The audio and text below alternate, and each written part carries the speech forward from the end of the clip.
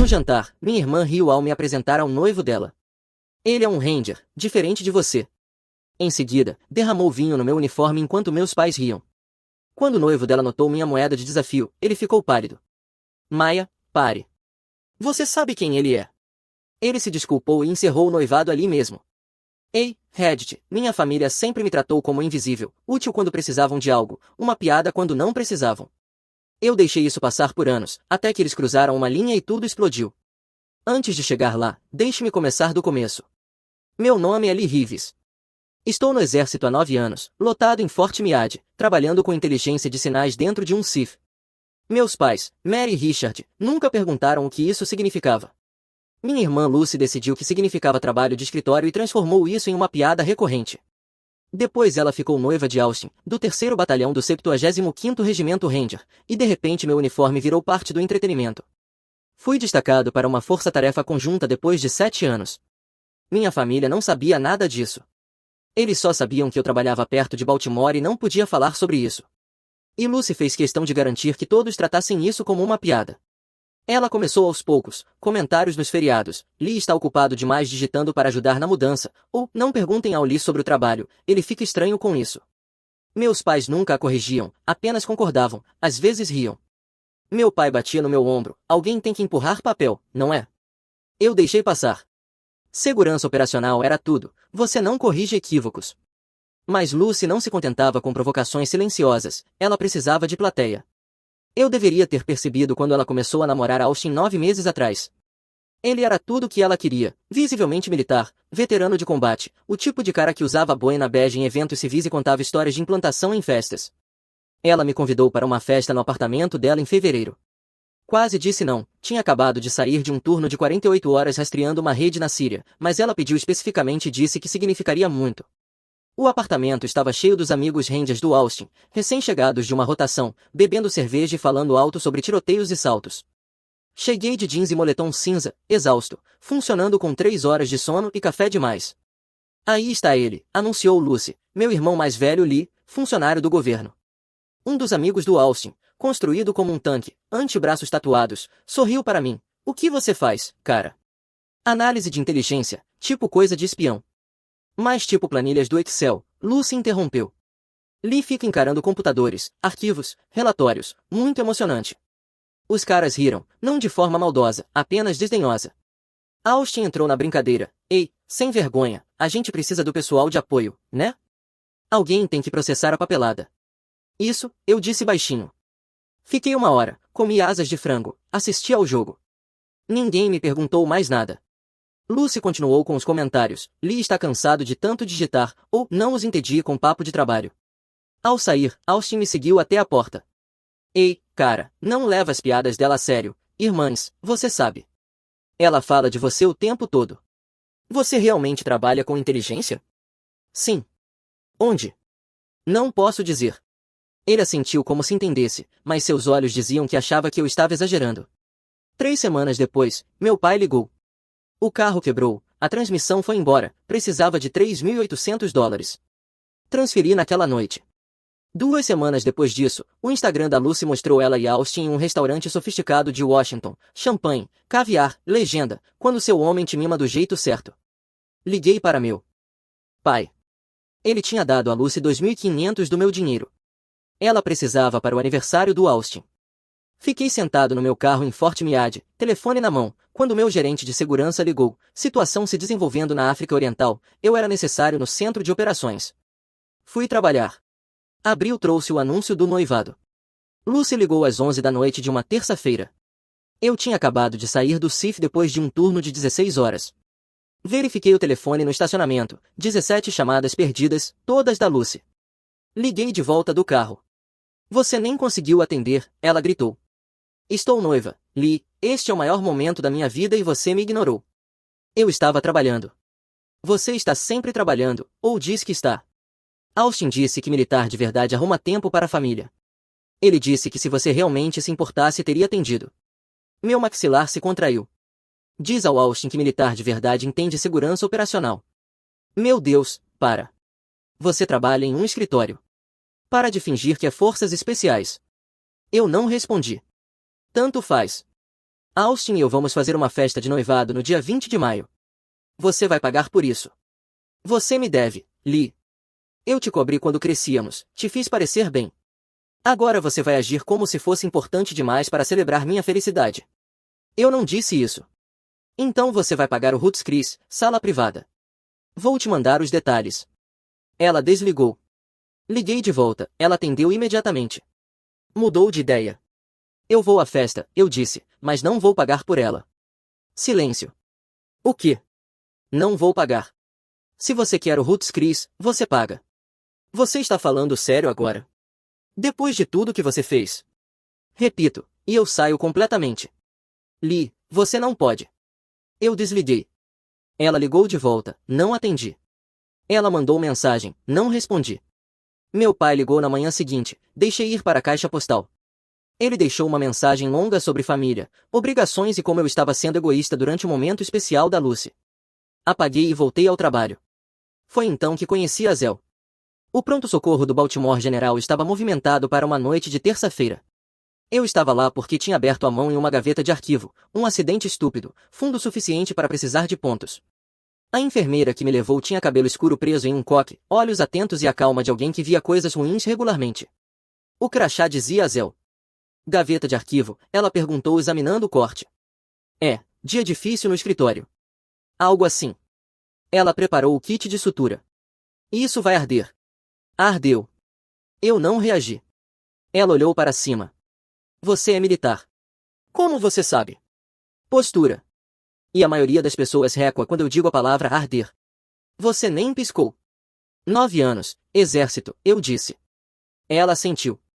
3 anos neste pronto-socorro. A gente aprende a ler as pessoas. Ela costurou com movimentos limpos e eficientes. Então o que um militar faz que envolve arquivos e gavetas? Não posso realmente falar sobre isso, é confidencial. Algo assim, ela disse, dando o último nó no ponto. Bom, tente manter os arquivos confidenciais de atacarem você. Eu quase sorri. Vou fazer o meu melhor. Ela me entregou as instruções de cuidado. Volte em 10 dias para retirar os pontos, peça por mim. Eu voltei. Ela tirou os pontos e nós conversamos. Nada profundo, apenas fácil, alguém que não pressionava por respostas que eu não podia dar. Perguntei se ela queria tomar um café, ela disse que sim. Isso foi 4 meses antes da festa de noivado da Lucy. Estávamos namorando havia 3 meses em maio. Tecnicamente à distância. Eu estava em Miami e viajava a trabalho, ela estava em Baltimore puxando plantões de pronto-socorro, chamadas noturnas, visitas de fim de semana quando nossos horários coincidiam. A Zell não fazia drama nem joguinhos, com ela era simples. Numa noite no começo de maio, eu estava ao telefone desabafando sobre a última exigência da Lucy. Deixa eu ver se entendi, disse a Zell, sua irmã quer que você pague $3.000 pela festa dela. Essa foi a exigência original. Eu disse não. E o que aconteceu depois? Ela surtou. Meu pai deixou um recado de voz sobre obrigação familiar. Minha mãe me mandou um texto enorme sobre como eu estou arruinando o momento especial da Lucy. Silêncio. Então, se você pagar, o que estará comprando? Paz ou permissão para continuar sendo desrespeitado? Eu parei de andar de um lado para o outro. O quê? Você ouviu. Se você recompensa mau comportamento, isso não para, se multiplica. Eu não tinha resposta. Lee, ela disse suavemente, eu trabalho com trauma. Eu sei a diferença entre alguém que se machuca uma vez e alguém que continua voltando para o mesmo fogo. 2 semanas depois, chegou o convite da festa de noivado. Lucy me listou como presença confirmada, mas não incluiu acompanhante. Eu mandei mensagem, vou levar a Zell. Ela respondeu, não. Só família. Só o time do Austin. Nada de namoradas aleatórias. A Zell leu a mensagem e me devolveu o telefone. Insultar a pessoa que você trata como um caixa eletrônico é ousado. Eu mandei outra mensagem para Lucy, não como pedido, ela vai. Lucy ligou. Eu ignorei. Ela mandou mensagem. Eu a bloqueei por 24 horas. A Zell disse, ela vai surtar quando você aparecer comigo. Limites saudáveis incomodam pessoas que não têm nenhum. Na semana anterior à festa, um pacote-alvo que eu havia montado meses antes foi executado, limpo, sem vítimas civis. Fui chamado ao gabinete da subtenente-chefe 3 dias. Sargento Rives, ela disse, não Lee, não Rives, posto completo significava algo. Sim, senhora. O comandante da força-tarefa envia seus cumprimentos. Aquele pacote salvou vidas. Obrigada, senhora. Ela me observou. Você parece um lixo amassado. Quando foi a última vez que dormiu? Algumas horas ontem. Sono de verdade. Eu tive que pensar. Semana passada. Talvez 4 horas. Você tem 89 dias de licença não usados. Use-os. Tenho um assunto de família neste fim de semana. Eu descanso depois. Sua família sabe o que você faz? Não, senhora. Isso deve ser difícil. Está tudo bem. Não está, ela disse, mas ainda assim posso ordenar que você tire licença. 2 semanas, começando na segunda-feira. A festa era no sábado à noite. Eu vesti meu uniforme de gala. Lucy tinha insistido, Austin achou legal. Azel usou um vestido preto simples, calma como sempre. A anfitriã do Roots Chris olhou a lista. A festa dos Rives, o senhor está listado para uma pessoa. Faça 2, eu disse. Ela hesitou. Antes de entrarmos, eu disse, se houver um cartão em arquivo no meu nome, remova. O organizador, remova, eu disse, ou falo com o gerente. Ela removeu. A sala privada era branca e dourada, cerca de 40 pessoas. Lucy viu Azel e eu entrarmos e ficou rígida. Austin colocou a mão no braço dela antes que ela pudesse falar. Havia uma cadeira vazia empurrada para um canto distante. Eu ignorei, puxei 2 cadeiras para o meio da sala e sentei. Azel sentou ao meu lado. Minha mãe encarou. Lucy parecia engolir ácido de bateria. O jantar começou, o vinho correu. A conversa zumbia ao nosso redor. Por volta das 7h30, Lucy e Austin cochichavam. Ela gesticulava em minha direção repetidamente. Ele continuava balançando a cabeça. Por fim, ele se aproximou e sentou ao meu lado. Podemos conversar lá fora? Ele perguntou em voz baixa. No corredor, ele não parecia em nada com o cara barulhento da festa. A Lucy vem fazendo piadas sobre você desde que começamos a namorar, ele disse. Eu entrei na brincadeira, achei que era inofensivo. Eu esperei. Mas na semana passada ela me contou o plano para hoje à noite. Um grande brinde em que ela me chama de guerreiro e basicamente insinua que você só empurra papel, te humilhar na frente de todo mundo. Por que me contar isso? Porque percebi que você nunca se defendeu, e isso significa ou que você é um capacho ou alguém que não precisa provar nada para quem não entenderia de qualquer forma. Ele encontrou meu olhar. Você não é um capacho. O que ela disse quando você mandou parar? Ela disse que eu estava sendo dramático, que você não se importa. Ele fez uma pausa. Você se importa? Sim, Austin, eu me importo. Então eu vou encerrar isso, e se ela seguir em frente mesmo assim, nós vamos embora. Eu não vou me casar com alguém que trata as pessoas desse jeito. Voltamos para dentro. Por volta das 8h30, Lucy se levantou com a taça de vinho. A sala ficou quieta. Obrigada a todos por terem vindo, ela disse animada. Este ano foi incrível. Eu conheci minha alma gêmea, meu herói. Austin, você é tudo que eu sempre quis. O maxilar do Austin se contraiu. E eu quero agradecer à minha família, ela continuou, especialmente ao meu irmão mais velho, Lee, que conseguiu tirar um tempo do seu trabalho de escritório muito importante para estar aqui. Risadas educadas. Eu sei que deve ser difícil para o Lee, ela continuou, ver o Austin de uniforme e perceber como é o verdadeiro serviço militar, mas eu agradeço a ele por aparecer, mesmo passando os dias arquivando relatórios enquanto Austin, Lucy, disse Austin com firmeza, levantando-se, pare. Ela piscou. Você está desrespeitando seu irmão em público, no uniforme dele. É só uma piada, ele não se importa, né, Lee? Todos se viraram para mim. Eu me levantei, olhei para ela, depois para meus pais. Pare, eu disse em voz baixa. Silêncio. Nós estamos indo. Eu me virei para a porta. A voz da Lucy subiu. Lee, você não pode simplesmente, minha mãe se levantou. Lee, não seja dramático, ela só está brincando. Eu continuei andando. Foi quando Lucy jogou o vinho. O copo passou voando por Austin, ele tinha se colocado entre nós, tentou bloqueá-la, mas Lucy avançou de lado. O vinho me atingiu no peito, frio e chocante, um vermelho profundo se espalhando pelo azul do meu uniforme do exército. O restaurante ficou completamente em silêncio. Austin se virou para Lucy. Você enlouqueceu. Ele estava indo embora, ela gritou, na minha noite especial, depois de tudo que, interrompeu Austin. Humilhou ele, zombou dele, roubou o dinheiro dele. A boca da Lucy se abriu, mas nada saiu. Austin olhou para mim, seus olhos desceram até meu peito. O vinho estava encharcando o tecido e pingando no chão, e quando me mexi, a jaqueta se abriu um pouco. Algo pesado escorregou do bolso interno e caiu com um som metálico no piso. A moeda rolou uma vez e parou perto da bota do Austin. O rosto dele mudou, toda a cor sumiu em cerca de 2 segundos. Oh não, ele sussurrou. Oh não, não, não. O que? Lucy retrucou. O que você? Austin não estava olhando para ela, estava encarando a moeda ao lado da bota como se fosse uma munição viva. É isso, ele começou, parou, começou de novo. Onde você conseguiu isso? Eu não confirmei nem neguei, apenas fiquei ali, pingando vinho. As mãos do Austin começaram a tremer. Há quanto tempo? Não posso falar sobre isso, eu disse em voz baixa. Jesus Cristo. Ele se sentou pesadamente.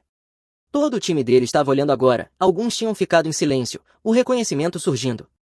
Um dos amigos do Austin, o grandalhão da festa, se inclinou para a frente. Espera, isso é, cala a boca, disse Austin, não com raiva, mas baixo, quase suplicante. Só cala a boca, Hendricks. Ele olhou para mim, depois para Lucy, depois de volta para mim. Eu já vi essa moeda, disse Austin, mal mexendo a boca. Seus olhos percorreram a sala como se estivesse checando quem podia ouvir. Onde você conseguiu isso? Eu não respondi. Meu Deus, sussurrou alguém do time dele. Austin se levantou, o corpo inteiro rígido, e então fez algo que fez minha mãe engasgar. Ele ficou imóvel, coluna reta, a voz caindo para algo formal. Sargento Reeves, eu lhe devo um pedido de desculpas. Não aqui, eu disse. Austin abaixou a mão, olhou para Lucy. Acabou. O noivado está cancelado. Acabou. O rosto da Lucy ficou branco. Você não pode, é só o Lee. Ele é um ninguém, sempre foi. Ele não é um ninguém, a voz do Austin estava dura agora. Você é. Você me fez desrespeitar um homem que fez mais em um único turno do que eu farei em toda a minha carreira. Você me fez zombar de alguém que salva vidas que eu nunca vou conhecer.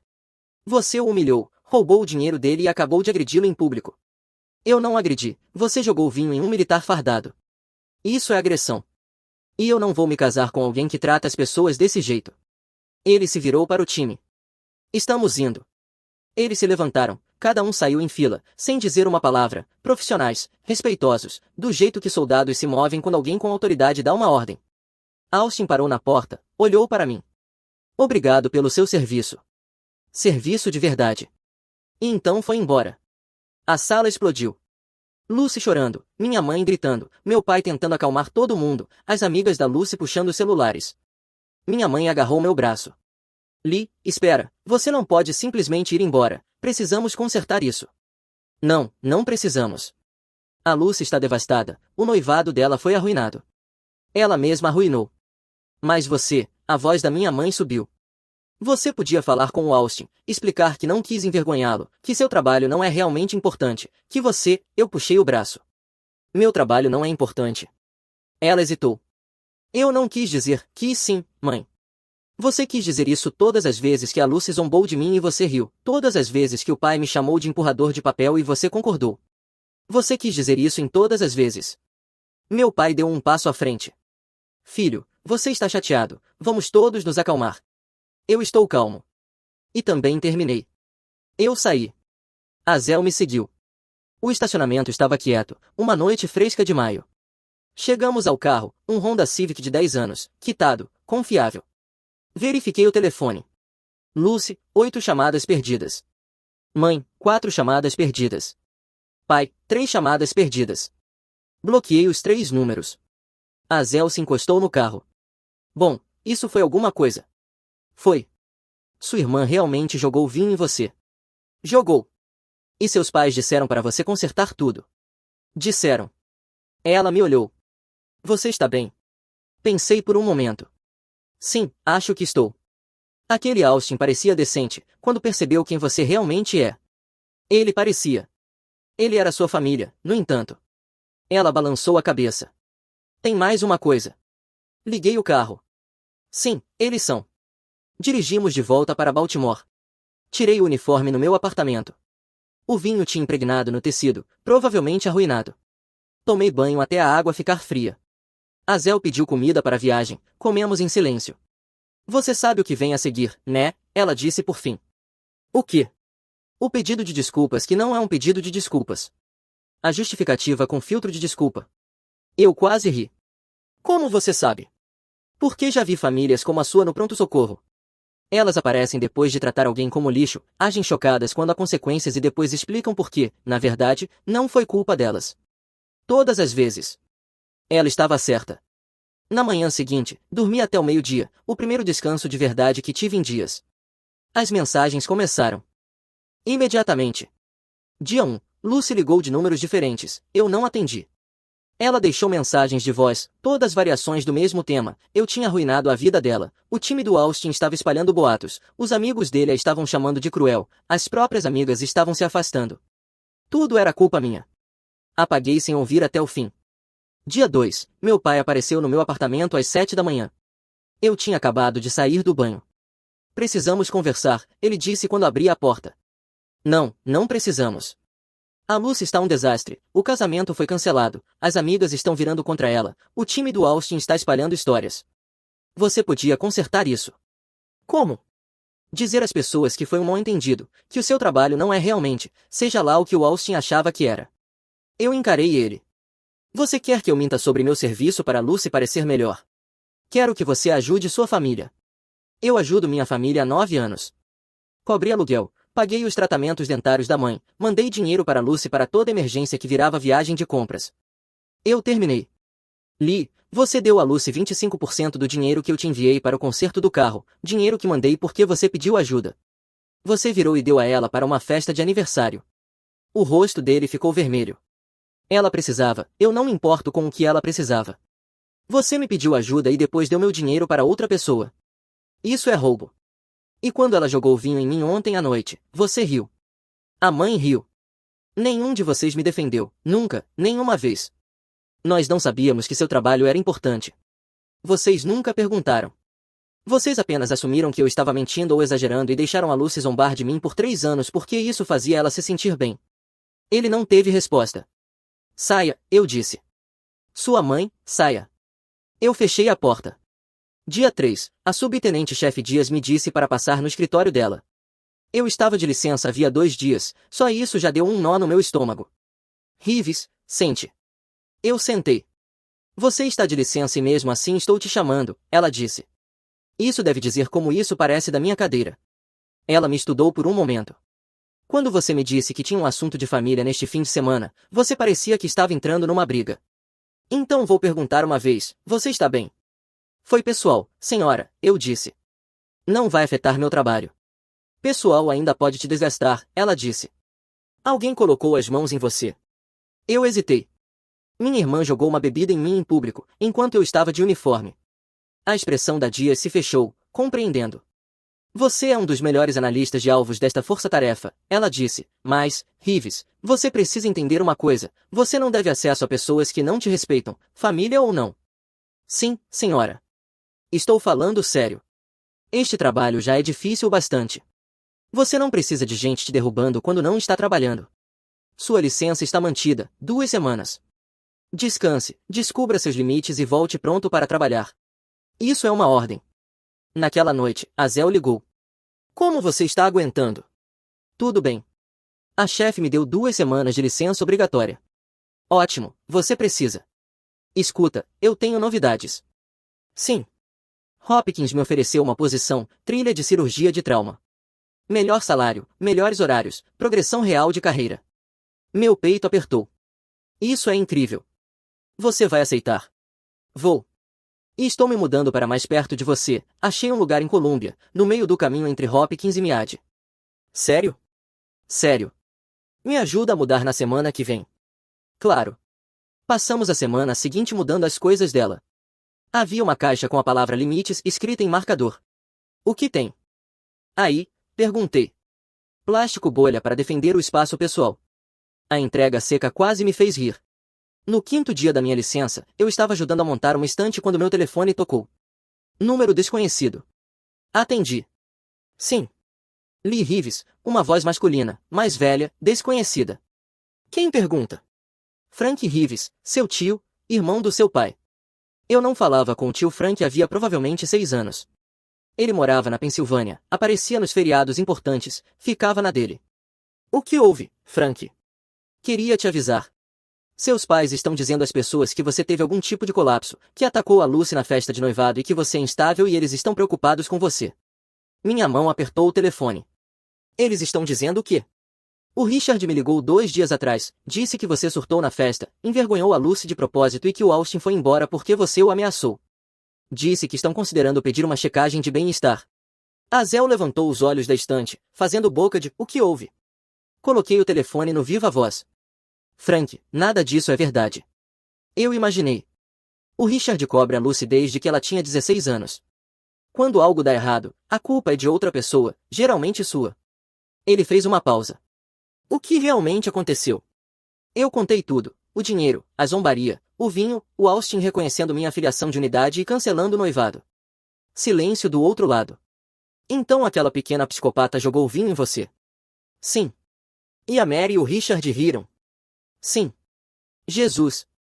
Frank soltou o ar e escuta, eu não posso impedir eles de espalharem histórias, mas posso fazer algumas ligações, esclarecer as coisas com a família. Se tentarem essa besteira de checagem de bem-estar, eu corto. Você não merece isso. Obrigado, Frank. Se precisar de algo, me liga. Falo sério. Você é um bom garoto, Lee, sempre foi. Não deixe eles te fazerem pensar o contrário. Ele desligou.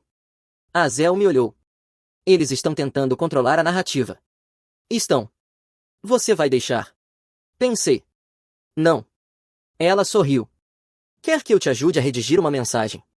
Passamos a hora seguinte escrevendo um e-mail, limpo, profissional, sem emoção, apenas fatos e limites. Para Richard Reeves, Mary Reeves, Lucy Reeves. De Lee Reeves.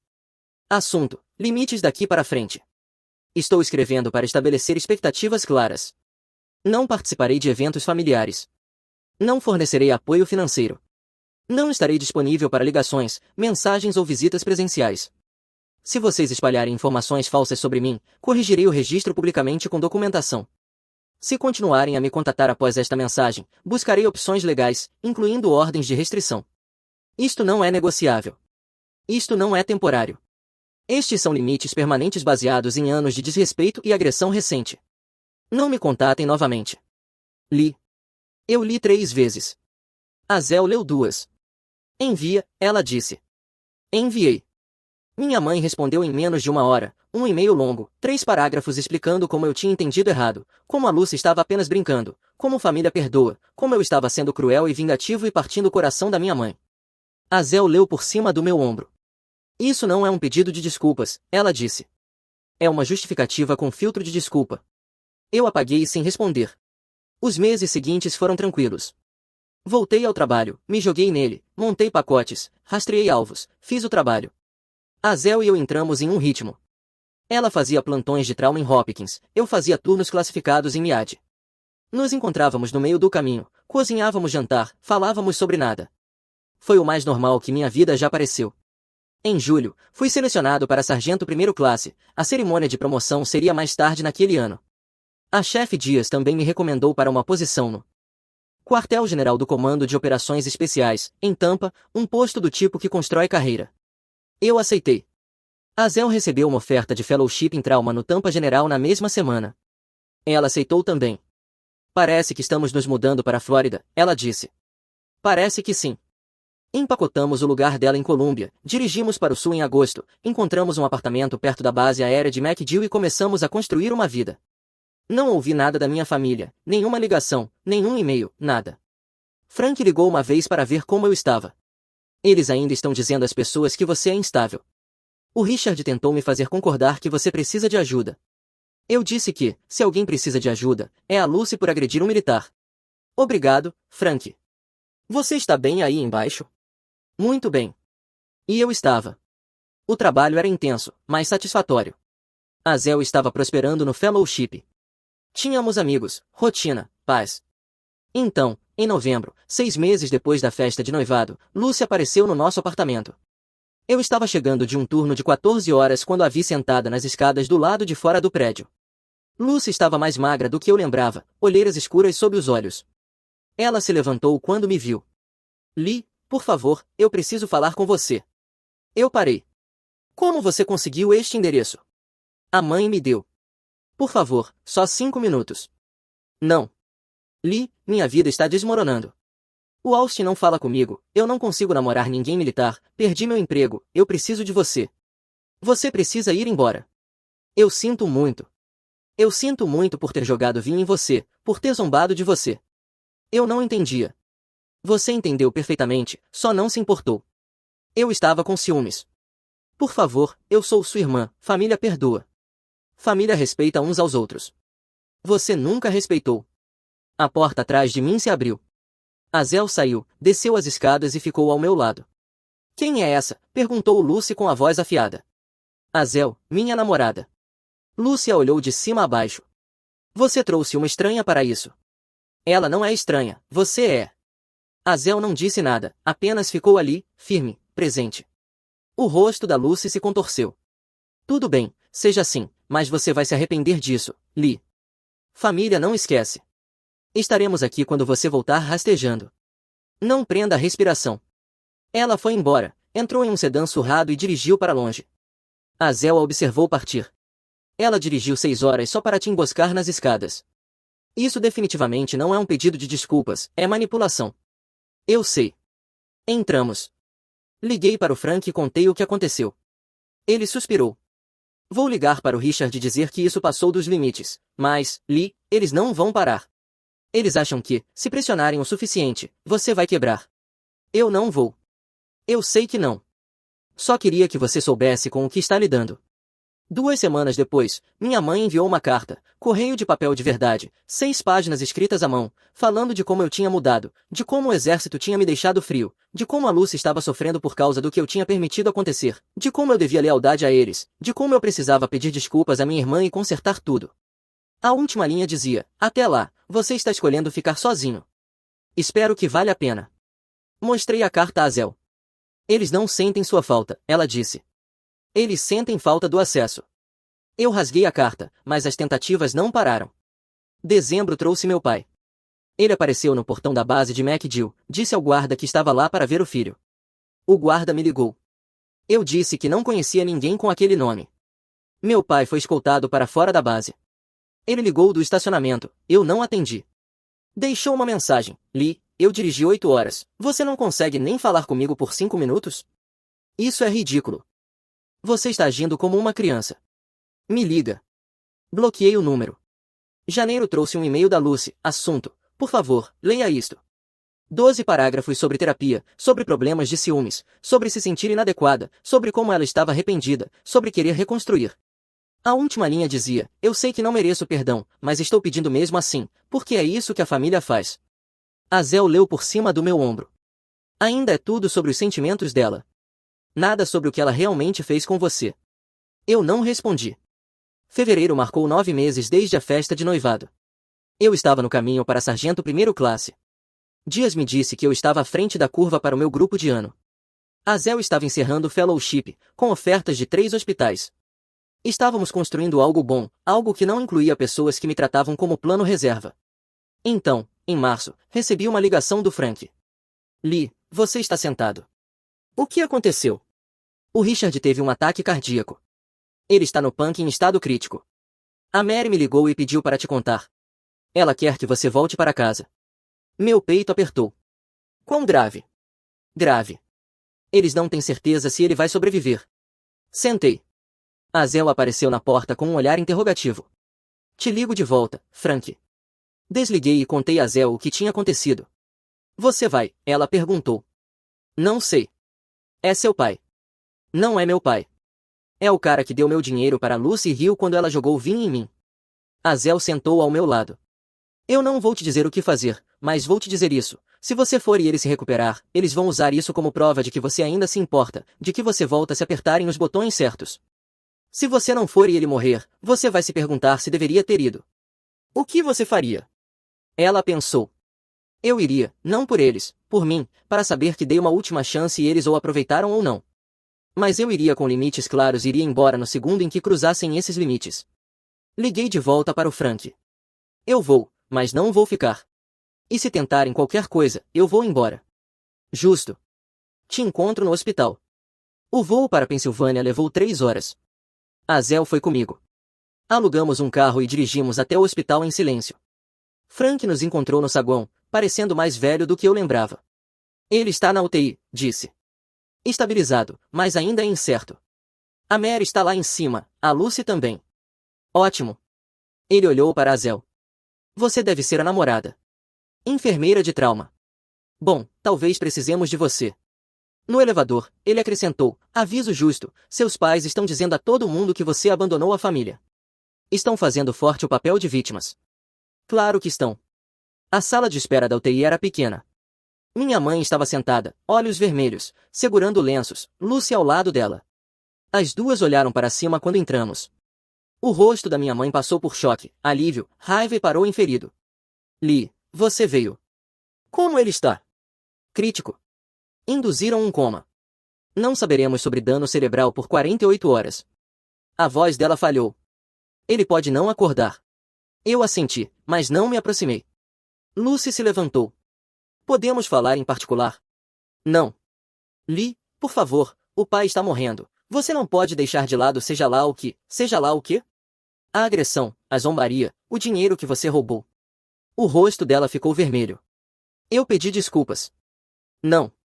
Você me mandou um e-mail sobre seus sentimentos. Isso não é um pedido de desculpas. Minha mãe se levantou. Lee, este não é o momento. Então quando é o momento de falar sobre como você deixou ela roubar de mim, como você riu quando ela jogou vinho em mim, como vocês disseram às pessoas que eu tive um colapso. Nós nunca, o Frank me contou tudo. A boca da minha mãe se abriu, mas nada saiu. Um médico apareceu. Família. Reeves? A condição dele se estabilizou. Estamos cautelosamente otimistas. Sem visitas esta noite. Minha mãe cedeu de alívio. Lucy chorou. O médico saiu. Eu me virei para a porta. Minha mãe agarrou meu braço. Onde você vai? Hotel. Você devia ficar em casa, temos espaço. Prefiro dormir no carro. Lee, por favor, seu pai está morrendo. Ele está estável, e isso não é mais uma emergência. É você tentando usar uma crise para forçar contato. Isso não é justo. Eu puxei o braço. Aqui está o que vai acontecer, eu volto amanhã, vejo o pai. Se ele quiser falar, eu escuto. Mas não vou ficar com vocês. E se tentarem me manipular de novo, eu vou embora permanentemente. Lucy deu um passo à frente. Você está sendo cruel. Diga mais uma palavra e eu saio agora mesmo. Ela se calou. Eu saí. Azel me seguiu. Frank nos alcançou no estacionamento. Foi mais ou menos como esperado, ele disse. Obrigado pelo aviso. Hotel por minha conta. Quarto com 2 camas, você e Azel podem ficar lá. Aceitamos. Na manhã seguinte, meu pai estava acordado, grogue, fraco, mas acordado. A enfermeira me deixou entrar sozinho. Ele me olhou. Lee. Oi, pai. Você veio. Vim, um longo silêncio. Ele parecia pálido, menor de alguma forma. Me desculpa, ele sussurrou. Eu devia ter parado ela, te defendido. Eu não fiz isso. Eu estava errado. Sim, estava. Você pode me perdoar? Pensei. Não sei.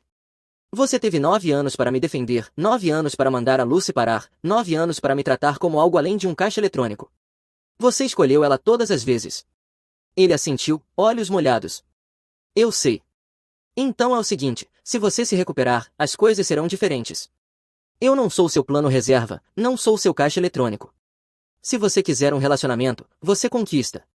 Você estabelece limites com a Lucy, você me trata com respeito. Se não puder fazer isso, acabou.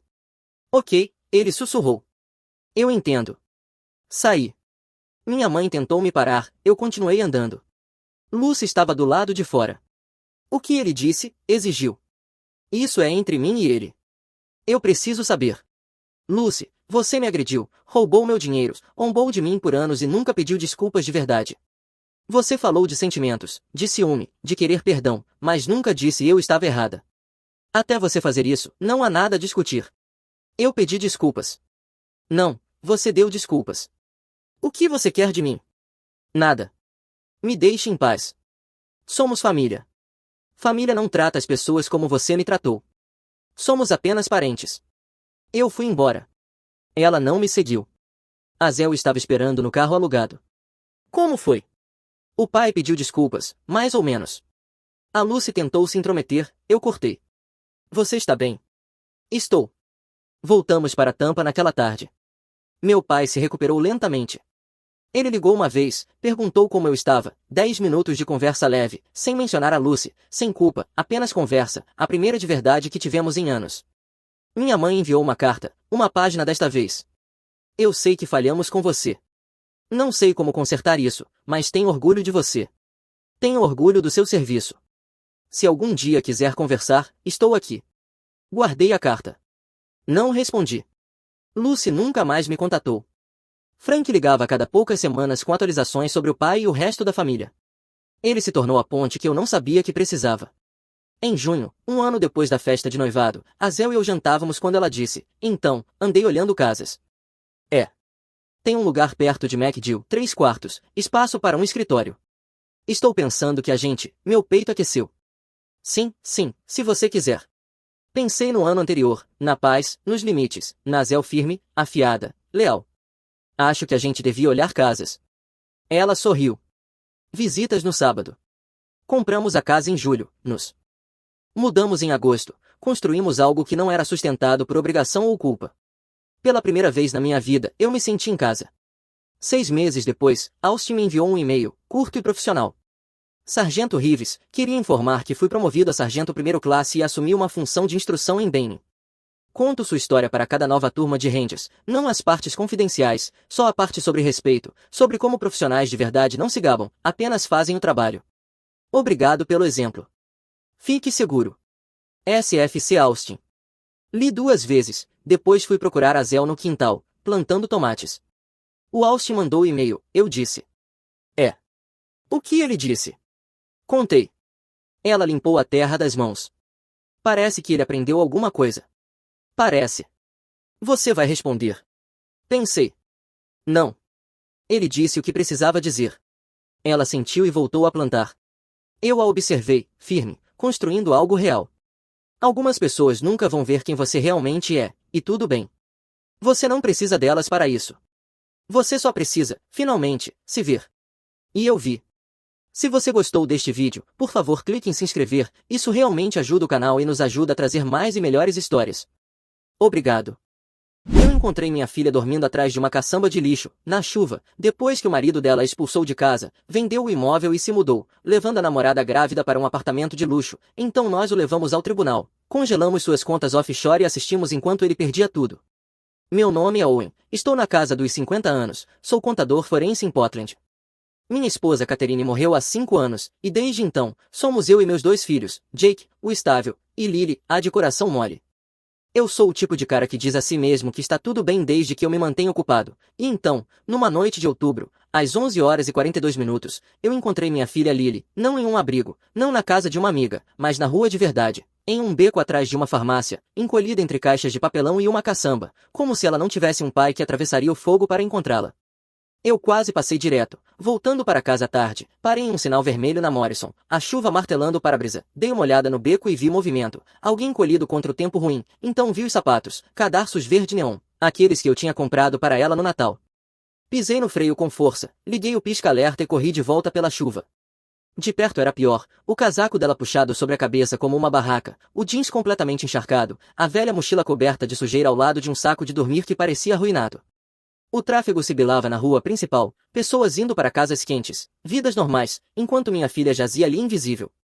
Lily, minha voz saiu estrangulada, ela se mexeu lentamente, como quem sobe de águas profundas, e quando olhou para mim eu mal a reconheci, o rosto manchado de lama, os olhos vazios, os lábios azulados de frio. Ela tremia incontrolavelmente, o corpo inteiro sacudindo. Pai, a voz dela falhou e ela desabou em soluços, ele me expulsou. Ele vendeu a casa, ele levou tudo, eu não sabia para onde ir, meu telefone descarregou e eu não consegui falar com você, eu simplesmente não consegui. Eu a envolvi com meu casaco, estava encharcado, mas era alguma coisa, as mãos dela estavam geladas, a respiração rasa e rápida. Isso não era só emocional, era perigoso. Há quanto tempo você está aqui fora? 4 dias, talvez 5 dias. Minha filha estava sem teto havia quase uma semana e eu não sabia, ocupado demais com o trabalho, ocupado demais presumindo que ela estava bem porque era casada. A culpa me atingiu como um soco. Você consegue andar, ela sentiu fracamente. Eu a levantei sustentando a maior parte do peso, ela estava leve demais, pelo menos cerca de 15 quilos a menos, as pernas quase cederam 2 vezes no caminho até o carro, tive de parar uma vez só para mantê-la em pé. Eu aprendi com cuidado no cinto, liguei o aquecedor e vi o vapor subir das roupas encharcadas. Ela olhava para frente em silêncio, tremendo. Eu não fiz perguntas, mas também não fingi que podia consertar aquilo com um cobertor e um sanduíche. Um olhar para os lábios dela, os tremores violentos, e eu liguei para os serviços de emergência. Minha filha ficou do lado de fora na chuva por dias, eu disse, mantendo a voz firme. Ela está tremendo incontrolavelmente, os lábios estão azuis, acho que ela está com hipotermia. Mantenha o aquecimento ligado, disse a atendente, os paramédicos estão a caminho. Lily virou um pouco a cabeça, constrangida até então. Pai, não, eu estou bem, eu só quero ir para casa. Você não pode ser corajosa agora, eu disse com suavidade, você pode ficar viva. A ambulância chegou em minutos, luzes refletindo nos tijolos molhados, 2 paramédicos entraram no carro e começaram a trabalhar, temperatura, pulso, oxigênio, um pacote térmico pressionado sob o braço dela. Um deles olhou para mim por cima do ombro dela. Ela está fria, disse, e desidratada. Precisamos aquecê-la adequadamente. Ela vai conosco, acrescentou outro antes que Lily pudesse protestar. No pronto-socorro tudo era fluorescente e brilhante demais. Eles a envolveram em cobertores aquecidos, verificaram a temperatura central, iniciaram um soro intravenoso, perguntaram quando ela tinha comido pela última vez, quando tinha bebido água, se tinha batido a cabeça, se tinha sido agredida. Cada pergunta torcia meu estômago. Quando a enfermeira perguntou você se sente seguro em casa, Lily olhou para mim e algo no meu peito se quebrou. Eu vou levá-la para casa, eu disse, ela vai ficar comigo. A enfermeira assentiu, sem julgar, apenas anotando. Na alta, os tremores tinham diminuído e a cor tinha voltado ao rosto dela. O médico falou comigo no corredor, hipotermia leve, desidratação, ela precisa de descanso, líquidos, refeições consistentes, se qualquer coisa piorar, traga-a de volta imediatamente. Eu vou, eu disse, e eu quis dizer isso. Quando finalmente chegamos em casa, o alívio não veio, veio a raiva, silenciosa, controlada, focada. Alguém tinha feito isso com minha filha e, pela primeira vez desde que Catherine morreu, eu tive absoluta certeza do que faria a seguir. Preparei um banho quente para conforto, não para tratamento. Depois ela tomou banho e eu fiz um sanduíche de queijo grelhado do jeito que ela gostava desde os 6 anos. Tirei a caneca dos vagalumes dela, um pouco lascada, impossível de jogar fora. Ela saiu de roupão, cabelo limpo, e comeu devagar à mesa, a cor voltando ao rosto como o nascer do sol que ainda não confiava no dia. Quando terminou, ela finalmente falou. Trevor trocou as fechaduras enquanto eu estava no trabalho há 3 semanas. Eu cheguei em casa e minha chave não funcionou. Havia um bilhete dizendo que minhas coisas estavam no depósito unidade 2.47 e que eu tinha 30 dias para pegar antes do leilão, e que eu não deveria mais entrar em contato com ele, Trevor Morrison. O homem que eu levei até o altar para se casar com ela 3 anos atrás, o homem que parecia estável, seguro. Onde ele está agora? Eu perguntei. Riverside Towers, com a namorada. Ele me mostrou fotos enquanto arrumava as coisas, me disse como a vista era muito melhor, como ele finalmente ia viver a vida que merecia. Meu estômago revirou. Ele vendeu a casa.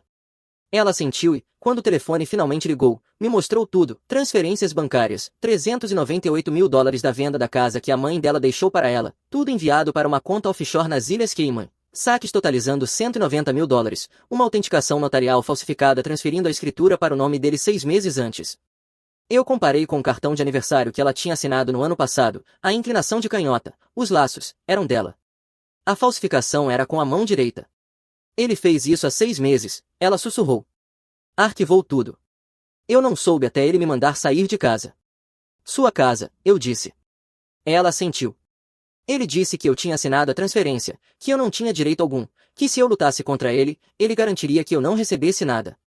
Ela parecia alguém que tinha sobrevivido a uma guerra. A frieza lúcida dentro de mim se aguçou. Vá dormir, vagalume, eu disse. Vamos resolver isso amanhã. Ela chorou ao ouvir o apelido. Eu a cobri na cama do antigo quarto dela e disse que ela estava segura.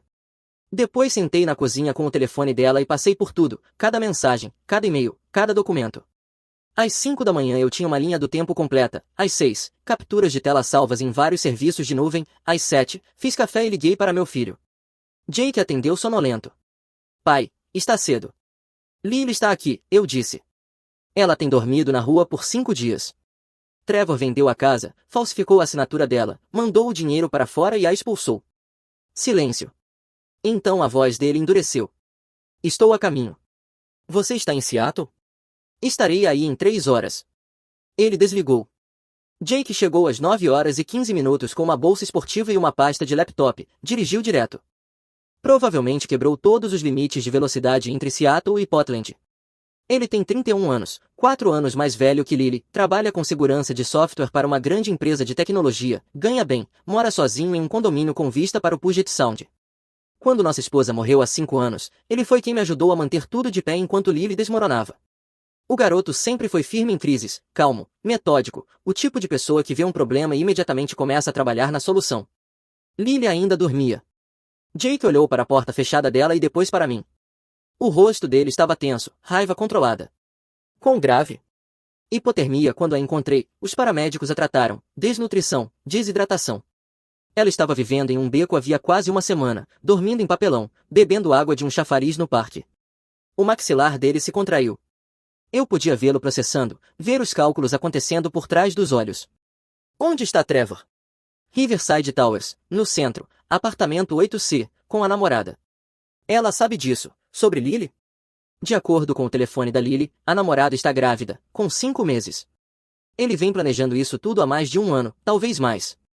Jake pousou a bolsa devagar, deliberadamente, como se tivesse medo de que, se movesse rápido demais, acertaria alguém. O que precisamos?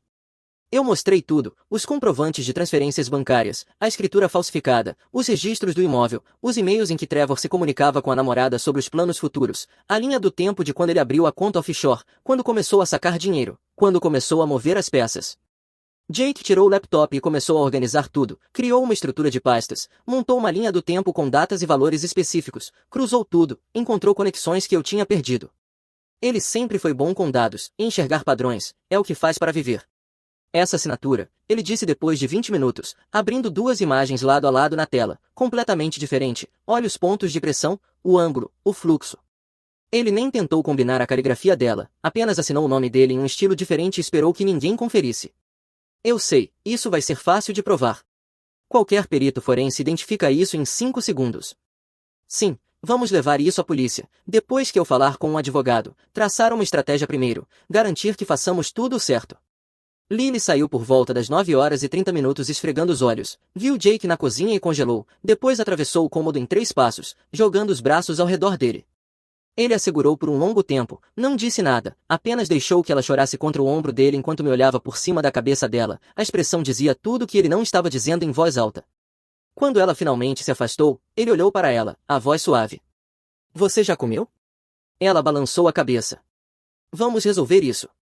Ele fez café da manhã, ovos mexidos com queijo, torradas com manteiga, bacon crocante do jeito que ela gostava, suco de laranja. Eu os observei e senti algo que não sentia havia muito tempo, minha família junta, como costumava ser antes de Catherine morrer, antes de Lily se casar e sair de casa, antes de a vida ficar complicada e todos se dispersarem. Depois do café da manhã, sentamos à mesa da cozinha, cafeteira fresca, papéis espalhados pela superfície. Jake tinha documentação organizada em um fichário, provas, linha do tempo, comunicações, registros financeiros. Aqui está o que temos, Jake disse, folheando as páginas, assinatura falsificada na transferência da escritura, isso é falsificação criminosa, fraude eletrônica por mover o dinheiro para fora sem reportar, isso é roubo federal por fraude por vender uma propriedade que ele não tinha direito legal de vender, provavelmente mais coisas quando cavarmos mais fundo nas finanças dele. Podemos recuperar o dinheiro? Lily perguntou baixinho, a voz pequena, frágil. Podemos. Tentar, eu disse, mas primeiro precisamos garantir que ele não consiga mover tudo de novo. Se ele perceber que estamos atrás dele, vai transferir tudo para outro lugar, algum lugar que não possamos rastrear. Peguei meu telefone e liguei para Richard Porter às 10h45. Ele tinha cuidado do espólio de Catherine 5 anos atrás quando ela morreu, nos ajudou a navegar pelo processo de inventário, garantiu que a casa fosse transferida para Lily de forma limpa e definitiva. Ele era inteligente, minucioso e absolutamente implacável quando precisava ser.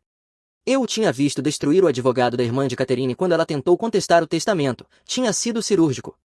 Ele atendeu no segundo toque. Owen, faz tempo. Como você está? Rich, eu preciso de você, é sobre a Lily.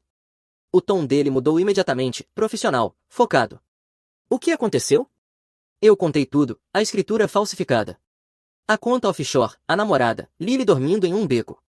Quando terminei, houve uma longa pausa do outro lado. Owen, o que você está descrevendo são vários crimes graves. Isso não é apenas uma questão civil, falsificação, fraude eletrônica, roubo, isso é caso de tribunal criminal. Ótimo. Estou falando sério. Esse cara está olhando para um tempo real de prisão se fizermos isso direito.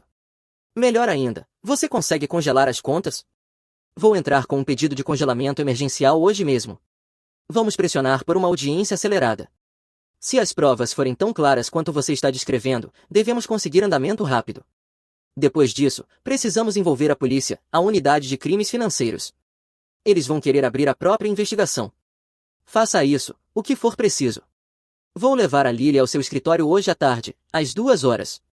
Vou liberar minha agenda. Desliguei e olhei para Lily e Jake sentados à minha frente. Vamos fazer isso de forma limpa, eu disse, seguindo as regras. Nenhuma decisão emocional que comprometa o caso, nenhum confronto que dê munição a ele. Deixamos o sistema trabalhar, deixamos as provas falarem. Jake assentiu, concordando. Lily olhou de um para o outro. O que vocês vão fazer? Recuperar seu dinheiro, garantir que ele vá para a prisão pelo que fez e garantir que todos saibam que tipo de pessoa ele realmente é. Eu não quero vingança, ela disse baixinho. Eu só quero seguir em frente, só quero que isso acabe. Inclinei-me para a frente.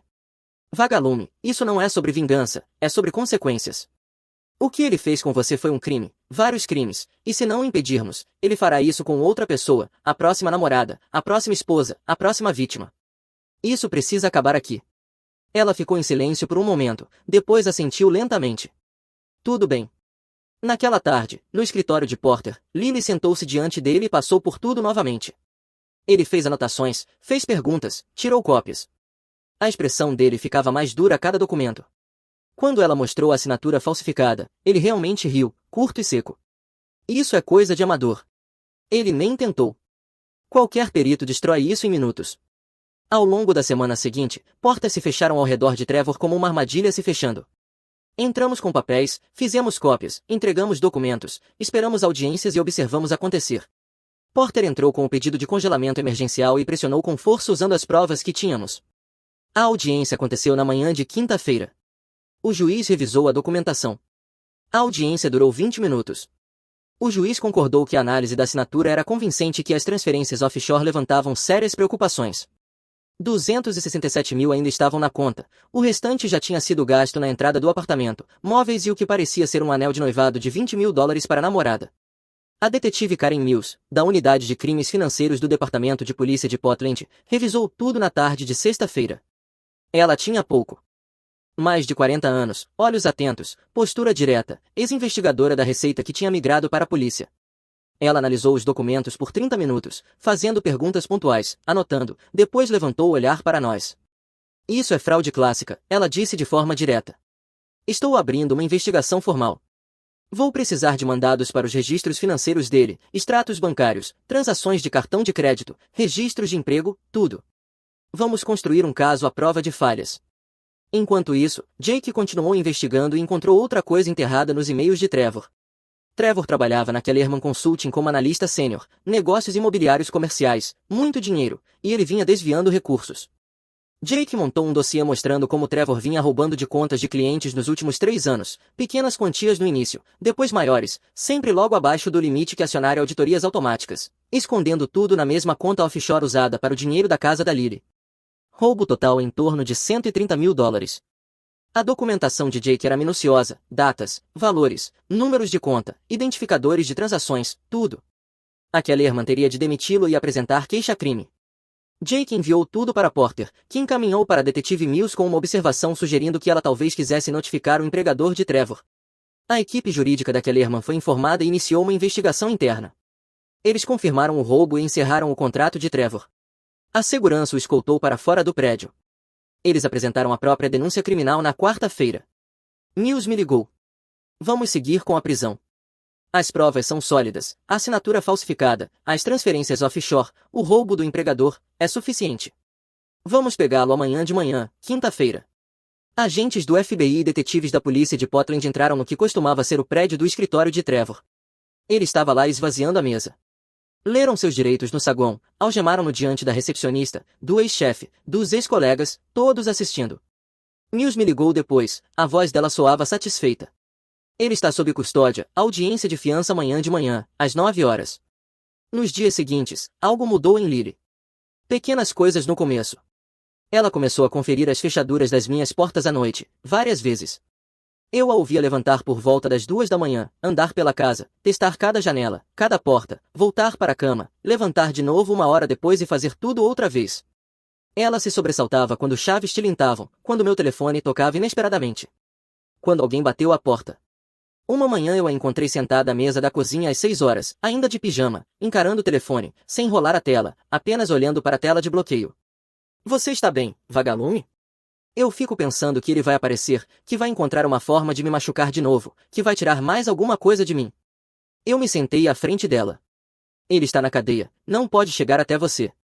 Eu sei, logicamente eu sei disso, mas ainda assim eu confiro as fechaduras, ainda pulo quando ouço passos do lado de fora, ainda sinto como se ele estivesse me observando de alguma forma. Jake desceu mais ou menos na mesma hora, ouviu a última parte e se sentou conosco. Isso é normal, você está segura agora, mas o seu cérebro ainda não alcançou isso, leva tempo. Ela sentiu e enxugou os olhos. Eu odeio me sentir assim, como se tivesse medo da minha própria sombra. Você não está com medo, eu disse, você está sendo cuidadosa, há uma diferença. Na manhã de quinta-feira, nos sentamos no tribunal para a audiência de fiança, Lily, Jake e eu na terceira fileira, Porter sentado ao nosso lado em seu terno, pasta de couro no chão. O tribunal era frio, institucional, luzes fluorescentes duras, bancos de madeira rígidos, cheiro de papel velho e estresse. Trevor foi trazido usando um macacão laranja. Algemas e correntes nos tornozelos que o faziam arrastar os pés. Ele parecia ter envelhecido 10 anos da noite para o dia, olhos vermelhos, cabelo despenteado, barba por fazer. Não era o homem polido e confiante que tinha roubado a casa da minha filha, era alguém que percebeu que as paredes estavam se fechando. O promotor expôs tudo de forma metódica, fraude eletrônica, falsificação, roubo, desvio de recursos do empregador, cada acusação declarada com clareza, cada pena explicada, 10 anos por fraude eletrônica, 5 por falsificação, 3 por roubo, podendo correr de forma simultânea ou consecutiva dependendo do entendimento do juiz. Stuart Bradshaw fez o melhor que pôde, terno caro, simpatia ensaiada. Argumentou que Trevor era réu primário, tinha vínculos com a comunidade, possuía bens, entregaria o passaporte, todos os argumentos padrão que advogados de defesa usam quando sabem que o cliente é culpado, mas são pagos para tentar mesmo assim. O juiz não pareceu impressionado. Sr. Bradshaw, seu cliente transferiu quase $400.000 para uma conta offshore usando documentos falsificados. Ele enfrenta acusações federais de fraude eletrônica e acusações estaduais de fraude.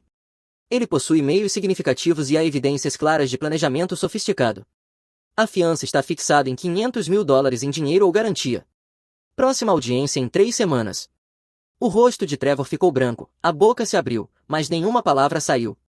Eles o levaram de volta pela porta lateral, as correntes chacoalhando. Do lado de fora do tribunal, Porter me puxou de lado, a expressão sombria. Ele pagou a fiança. O quê? Os pais dele. Eles moram em Lake Oswego, aposentados. Liquidaram parte das contas de aposentadoria para pagar. Ele foi solto há 1 hora. Onde ele está agora? Provavelmente no apartamento do Riverside. Ele tem condições, tornozeleira eletrônica, não pode sair do condado, nenhum contato com Lily. Se violar qualquer uma delas, volta direto para a cadeia e perde a fiança. Eu senti aquele frio voltar, a mesma clareza gelada que senti na noite em que encontrei Lily. Ele vai fugir. Talvez, mas se fugir, perde tudo e ainda acrescenta fuga criminosa às acusações. Os pais dele perdem $500 mil. Ele teria que ser muito burro para fugir. Ele está desesperado. Pessoas desesperadas fazem coisas estúpidas. Naquela tarde eu tive uma decisão a tomar. Porter tinha sido claro, nenhum contato com Trevor, deixar o processo legal seguir, não fazer nada que pudesse comprometer o caso. Mas algo em mim precisava que Trevor entendesse que isso era real, que tinha acabado para ele. 3 dias após a audiência de fiança, Lily vinha trabalhando em algo, praticando, eu a ouvi no quarto falando sozinha, repetindo frases, parando, recomeçando. Ela saiu para a cozinha onde Jake e eu tomávamos café. Eu quero ir, ela disse. Ir aonde? Jake perguntou.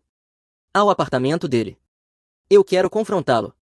Quero que ele veja que eu não estou quebrada, que ele não me destruiu. Eu olhei para ela, de verdade. Ela estava mais ereta, a voz mais firme, os olhos mais claros. Você tem certeza disso?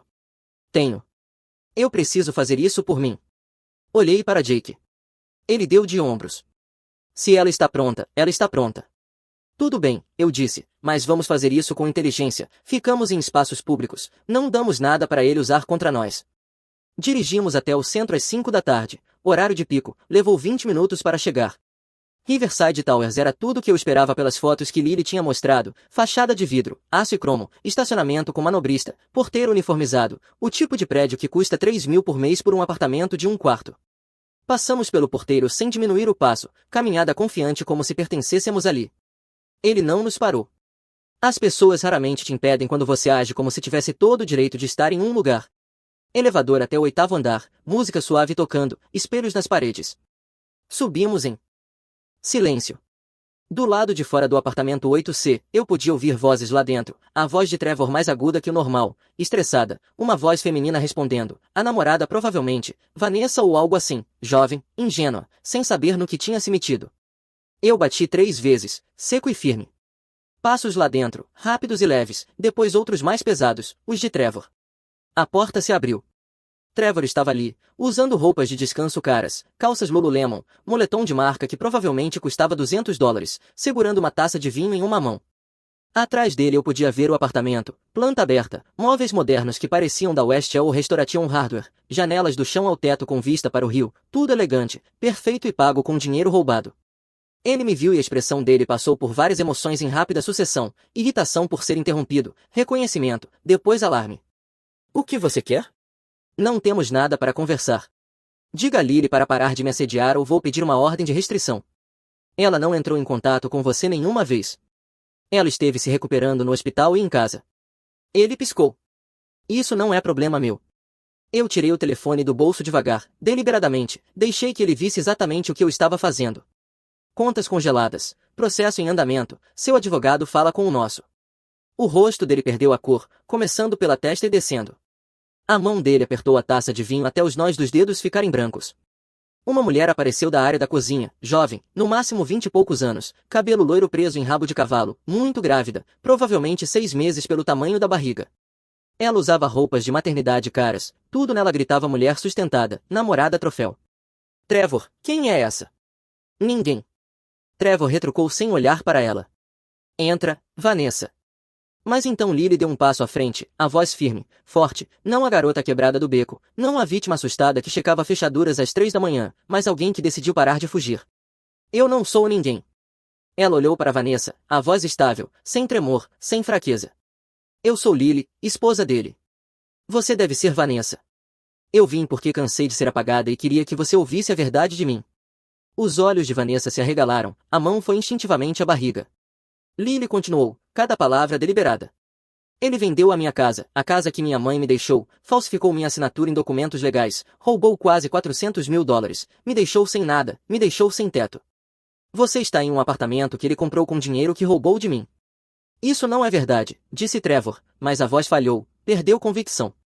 A análise de caligrafia voltou ontem. Lily levantou o telefone e mostrou aos dois o laudo forense. A avaliação preliminar confirma a falsificação, assinatura com a mão direita quando eu sou canhota, pontos de pressão diferentes, ângulo diferente. O especialista está pronto para testemunhar. Trevor avançou tentando arrancar o telefone da mão dela. Jake foi mais rápido, colocou-se entre eles, controlado, não agressivo, apenas um muro. Trevor deu um golpe desordenado, em pânico, acertou o ombro de Jake.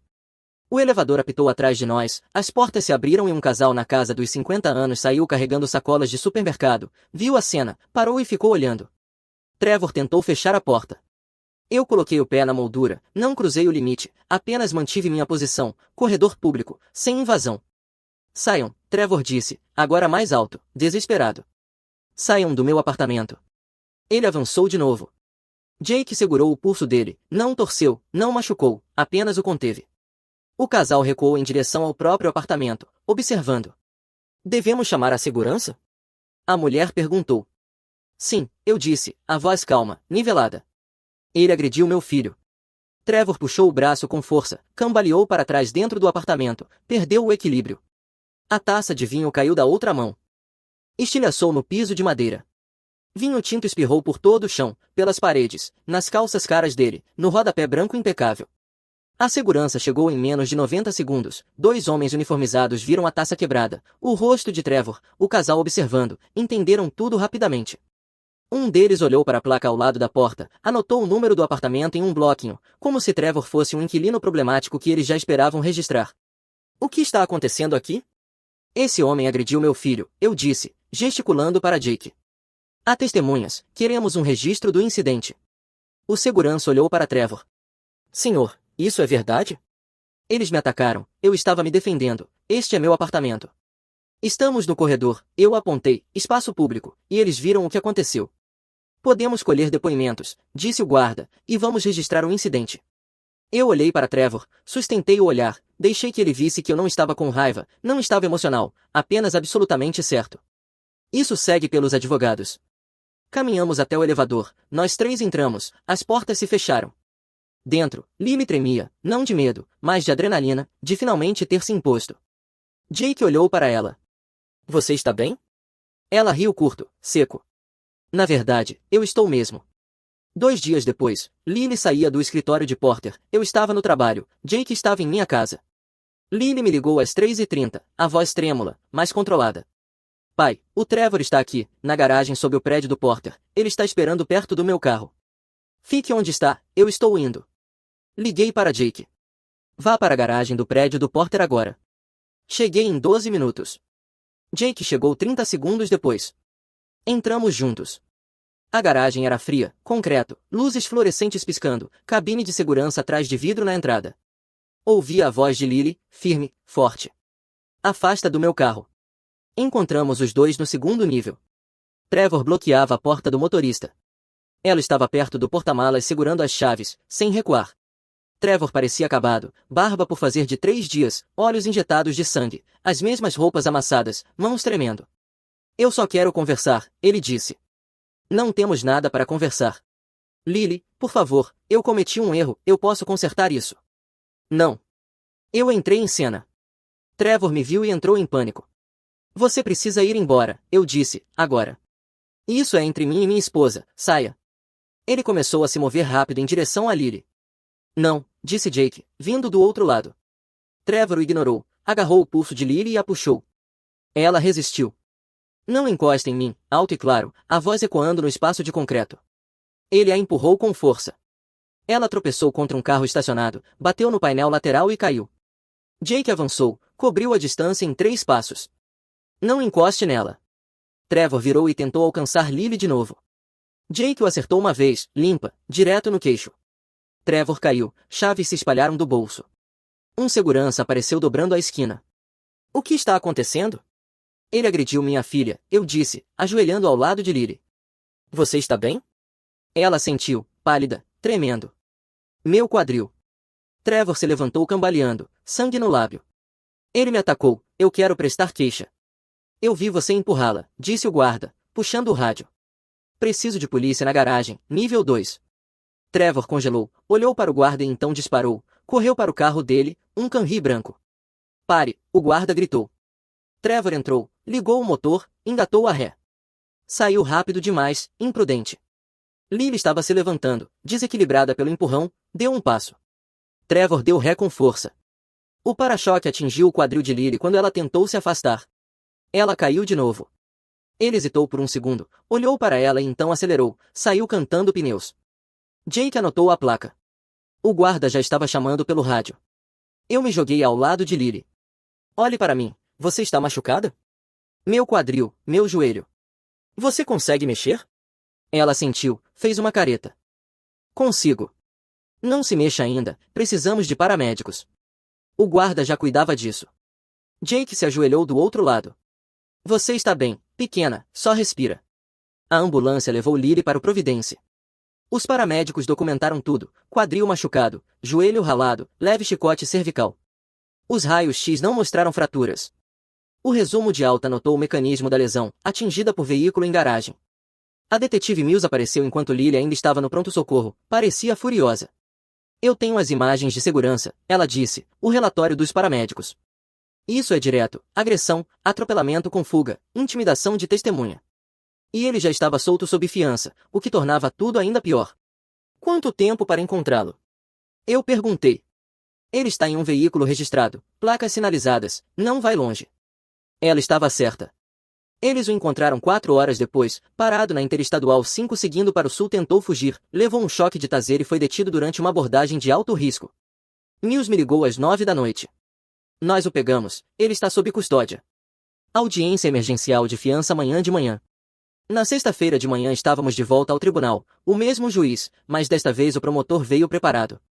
Meritíssimo, desde que foi solto há 3 dias, o réu rastreou a vítima até o escritório do advogado dela, a agrediu em uma garagem e fugiu do local após atingi-la com o veículo. Temos imagens de segurança, documentação médica e depoimento dos paramédicos. Ele representa um perigo claro para a vítima e risco de fuga. O Estado solicita a revogação da fiança. Bradshaw começou a se levantar.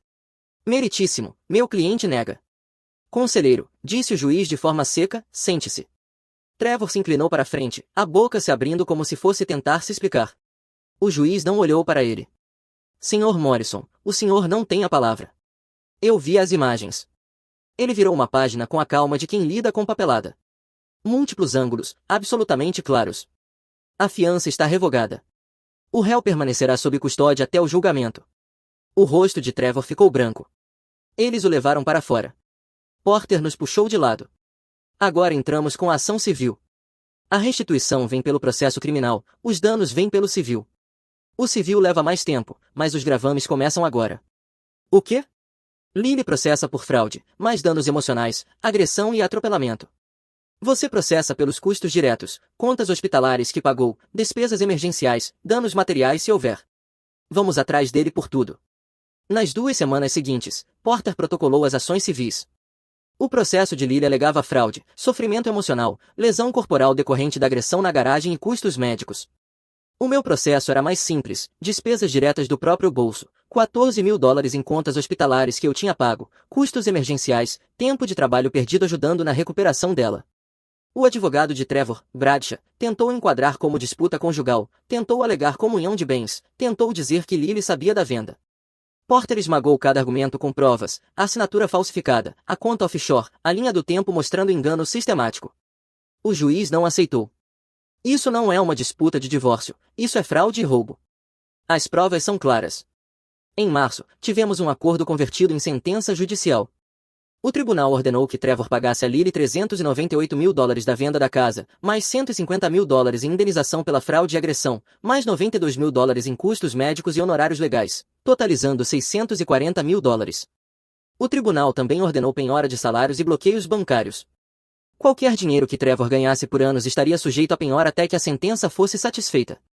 Quaisquer bens que ele adquirisse, qualquer herança, qualquer prêmio de loteria, qualquer coisa teria gravames automáticos. Ele pagaria até que a sentença fosse quitada, e sentenças podem ser renovadas. O processo da Kellerman Consulting acrescentou mais $128.000 que ele devia à empresa, com juros acumulando mensalmente. O processo criminal avançou ao longo de vários meses. A fraude eletrônica foi para a esfera federal, a agressão e a fuga após atropelamento permaneceram no tribunal estadual, e os acordos foram coordenados para que as penas corressem juntas. As provas eram esmagadoras, imagens de segurança de múltiplos ângulos, depoimentos de testemunhas, registros médicos, análises forenses, os próprios registros financeiros de Trevor mostrando tudo. O advogado dele recomendou aceitar um acordo de confissão.